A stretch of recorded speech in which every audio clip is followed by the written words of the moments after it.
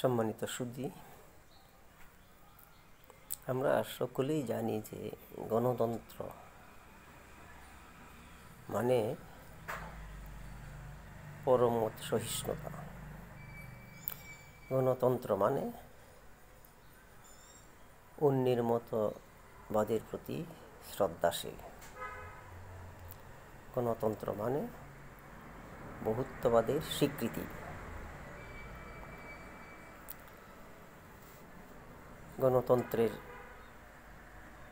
মূল উদ্দেশ্যই হচ্ছে অন্যের অধিকারে হস্তক্ষেপ না করা,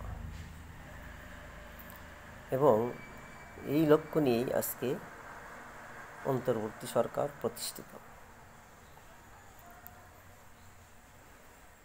কিন্তু আমার কেমন জানি মনে হয় এই সরকারের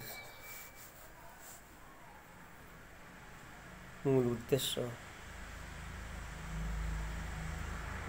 রাষ্ট্রীয় কাঠামোতে যে সংস্কার দরকার, গণতন্ত্রের ভিত্তিকে প্রতিষ্ঠিত করার জন্য যে কার্যক্রম হাতে নিয়েছে, সেই কার্যক্রমের প্রতি আমাদের দেশের রাজনৈতিক দলগুলোর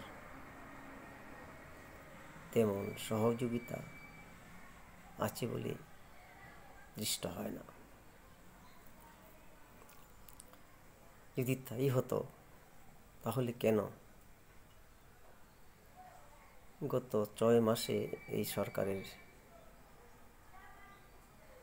কর্মযজ্ঞের ন্যূনতম সুফল বয়ে আনছে না? কেন বাজার সিন্ডিকেট সক্রিয়? কেন আইন শৃঙ্খলার এত অবনতি? তাই হয়তো সম্মানিত সেনাপ্রধান অত্যন্ত ব্যথিত হৃদয়ে, অত্যন্ত আবেগের সহিত বলেছেন, আপনারা যদি কাদা ছুড়াছুড়ি বন্ধ না করেন, আপনারা যদি নিজেদের মধ্যে কাটাকাটি, হানাহানি, মারামারি বন্ধ না করেন, তাহলে দেশ এক গভীর সংকটের পড়বে, এমনকি দেশের সার্বভৌমত্ব বিনষ্ট হওয়ার কথাও তিনি বলেছেন। সম্মানিত সুধী, আমি দেশের একজন সামান্যতম নাগরিক। দেশে অন্তর্বর্তী সরকার প্রতিষ্ঠিত হওয়ার পর দেশে যেহেতু একটা মত প্রকাশের একটা সুযোগ এসেছে, সেই সুযোগের আলোকে আমি আমার ব্যক্তিগত মতামত, স্বীয় দর্শন মাঝে মধ্যে উপস্থাপন করি। এতে যদি কারো কোনো বিরক্তির কারণ হয় কিংবা কারো কোনো মনোক্ষুণ্ণের কারণ হয়, তাহলে আমাকে ক্ষমা করবেন। আমি কোনো দলীয় দৃষ্টিকোণ থেকে কোনো কথা বলি না, এটা আমার সম্পূর্ণ নিজস্ব থিওরি।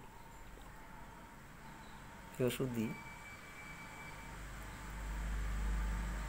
আমার মত হচ্ছে আমাদের দেশের রাজনৈতিক দলগুলো যদি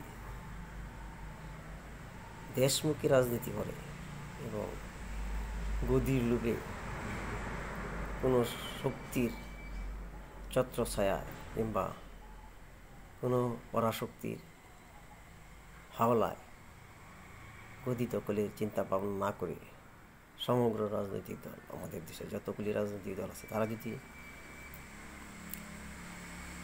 রাষ্ট্র পরিচালনার ক্ষেত্রে দেশের মানুষের ম্যান্ডেটের উপর নির্ভরশীল হয়, তাহলে আমার বিশ্বাস কোনো পরাশক্তি, কোনো আধিপত্য শক্তি দেশের উপর কোনো জুলুম, কোনো কানুন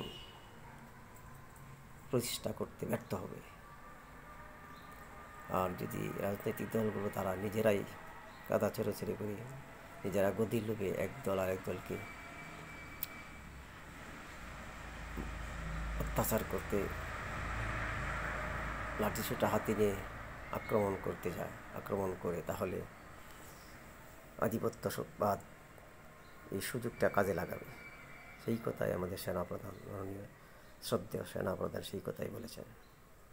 তাই আমি ব্যক্তিগতভাবে সকল রাজনৈতিক দল, সকল সুশীল সমাজ এবং দেশের সমস্ত সাংস্কৃতিক সংগঠন সবার প্রতি আহ্বান, আপনারা আন্তরিকভাবে বর্তমান অন্তর্বর্তী সরকারকে কাজ করার ক্ষেত্রে সুযোগ দান করুন, তাদের কাজে সহায়তা করুন। এই আশা এবং প্রত্যাশা রেখে আমি আমার আলোচনা এখানে শেষ করছি। খুদা হাফেজ।